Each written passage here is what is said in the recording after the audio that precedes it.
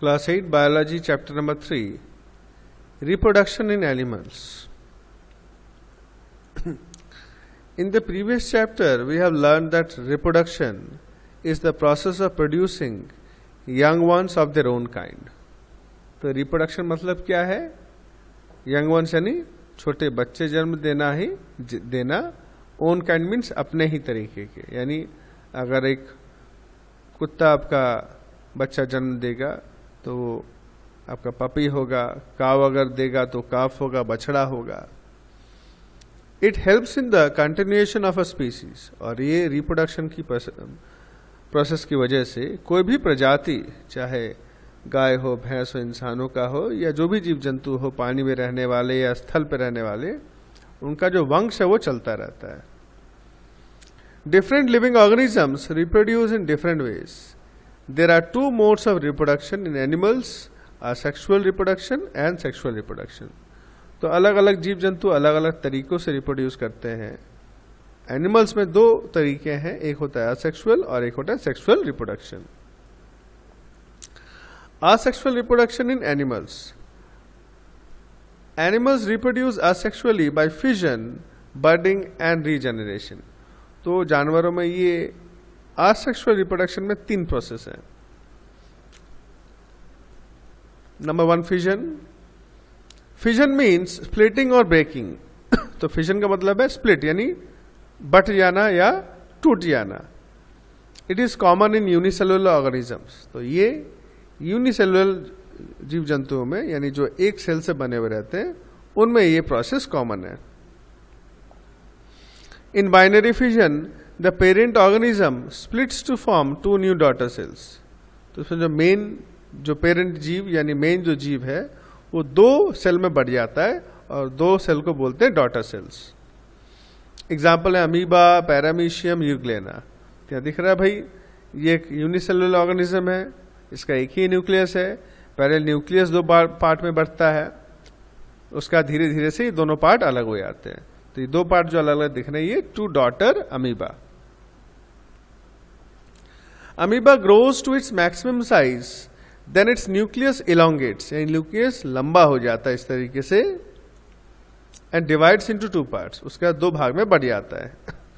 After that, the cytoplasm divides into two parts. Cytoplasm यानी nucleus के चारों तरफ का जो भाग है ये भी दो भाग में बढ़ जाता है. In this way, a single amoeba divides to form two daughter amoeba. तो एक अमीबा दो डॉटर अमीबा में ये बदल जाता है. Each daughter amoeba grows to become a separate individual. हर एक डॉटर अमीबा बड़ा होके अलग अलग एक बन जाता है और इसी तरीके से फिर ये भी 2 से 4 हो जाते हैं. Next, budding, the process in which a bud forms on the outside of the body, grows and then detaches to become a new organism is called budding. तो जिस प्रोसेस से आपका जीव के शरीर में एक बड यानी इस तरीके अंश एक भाग निकल जाता है, जैसे डाल या टहनी निकल रहा हो, फिर वहां से धीरे धीरे वो ग्रो होके दिख ही रहा है आपको, जैसे यहाँ डायग्राम में देख सकते हो. ग्रो होके ये डिटैच यानी अलग हो जाता है ये मेन जीव से. फिर ये भी जो डिटैच हो गया ये भी बड़ा होता है धीरे धीरे, फिर सेम प्रोसेस रिपीट होता है. Hydra reproduces by budding. तो एग्जाम्पल है, जीव का नाम है hydra. In hydra first small outgrowth called a bud grows on its body. तो सबसे पहले छोटा सा आउटग्रोथ यानी बाहर की तरफ एक अंश निकल जाता है जिसको हम बड बोलते हैं. The nucleus of the parent divides into 2 halves. और ये जो मेन पेरेंट है इसका न्यूक्लियस भी 2 भाग में बढ़ जाता है. 1 half passes into the bud. तो आधा अंश ये बड के अंदर चला जाता है. This bud grows gradually to form a small hydra. तो ये धीरे धीरे बढ़ता हुआ छोटा हाइड्रा बन जाता है. This tiny hydra detaches itself from the body of the parent and grows to become a new individual. तो ये अपने आप को अलग कर लेता है और नया इंडिविजुअल बन जाता है. Next process, regeneration. Some animals have the ability to regrow missing और lost parts of their body. तो कुछ जीव होते हैं अगर उनके जो शरीर के अंग है वो अलग अलग बढ़ जाते हैं या कट जाते हैं तो वो फिर से ग्रो हो जाते हैं। This process of generating lost parts of the body is regeneration. तो जो अंश चला जाता है उसको फिर से ग्रो करना, इसी को बोलते हैं regeneration. This ability is used for reproductive purposes by some animals like hydra and planaria. तो ये जो क्षमता है रिप्रोड्यूस करने का, ये कुछ जीव जैसे हाइड्रा हो गए, प्लानेरिया हो गए, ये इस्तेमाल करते हैं। The ability of a detached part two grow into a complete new individual is called regeneration. तो वो क्षमता, एबिलिटी यानी क्षमता, ऐसी क्षमता जिसमें डिटैच यानी अलग हो, शरीर से अलग हो गया जो पार्ट है वो फिर से नया इंडिविजुअल बन जाता है, इसी प्रोसेस को बोलते हैं रीजनरेशन। तो यहां जैसे देख रहे हो प्लानेरिया, ये 3 टुकड़ों में बट गया है। अब हर एक टुकड़ा लेकिन पूरा बन जाएगा। ये पहला टुकड़ा इसका सर है, धड़ नहीं है, उसका धड़ निकल जाएगा। बीच वाला खाली धड़ है इसका, ना पैर है, ना समझ लो नीचे का साइड ना ऊपर का साइड, इसका ऊपर नीचे दोनों ग्रो कर जाएगा। और तीसरे वाले का खाली नीचे का साइड ऊपर का नहीं है, इसका ऊपर का भी साइड ग्रो हो जाएगा। When planaria cuts transversely into 3 pieces, each piece grows the lost part and develops into a new individual. जब प्लेनेरिया अपने आप को 3 ऐसे टुकड़ों में बांट लेता है तो हर एक टुकड़ा इसका पूरा पूरा बन जाता है।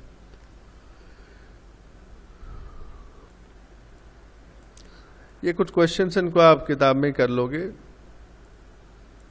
नेक्स्ट आ गया सेक्सुअल रिप्रोडक्शन इन एनिमल्स। जानवरों में sexual reproduction. In sexual reproduction both the sexes यानी male and female are involve. दोनों ही, मेल और फीमेल दोनों ही इसमें काम होता है इनका। The male organism produces the male reproductive cells called sperms. तो जो मेल जीव है उसके अंदर,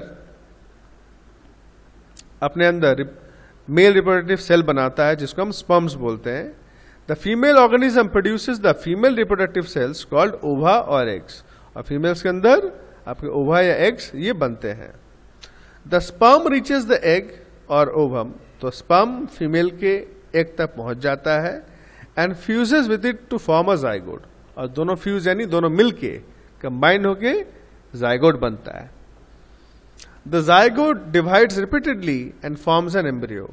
जाइगोट भी बढ़ता रहता है यानी मल्टीप्लाई होता है, 1 से 2, 2 से 4 इस तरीके से, और क्या बनता है, एम्ब्रियो बनता है। The embryo grows to become a new individual. और यही एम्ब्रियो धीरे धीरे बढ़ता बढ़ता एक नया जीव बनता है। Human reproductive system, male reproductive system. The male reproductive system is made up of a pair of testes, epididymis, 2 vasa deferentia, vasa deferentia जिसको हम sperm ducts बोलते हैं, urethra, penis and accessory glands। तो यहां शायद से फोटो हाँ दिया हुआ है। तो ये मेल रिप्रोडक्टिव ऑर्गन है,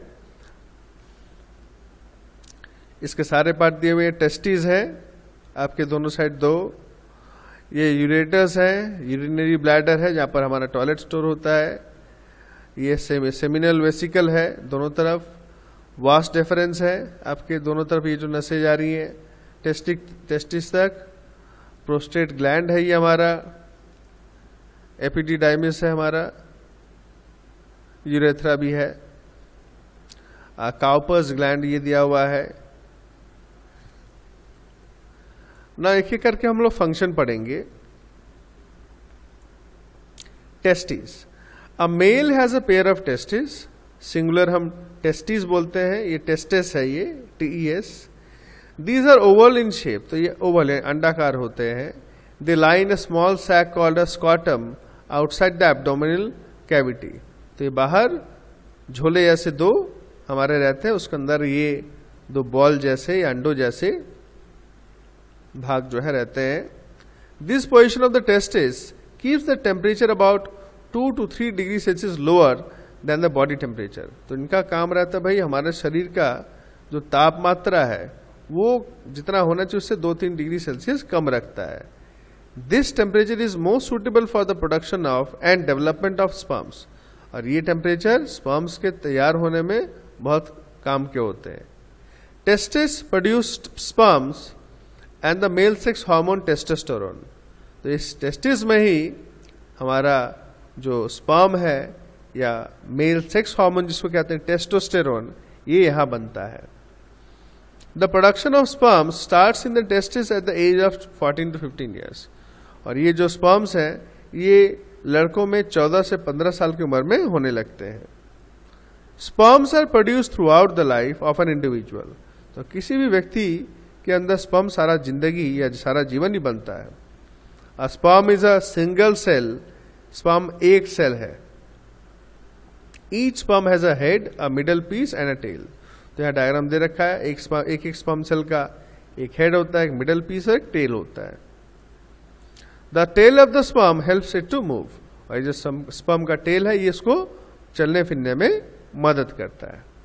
ओके, तो आज यहीं तक रखेंगे। आपको कुछ क्वेश्चंस मैं दूंगा। तो फर्स्ट क्वेश्चन हमारा आ गया है, name the main parts of the male reproductive system. इसमें पार्ट्स के नाम यहां दिए हुए हैं। Number 2, what is meant by sperms? Number 3, what is zygote?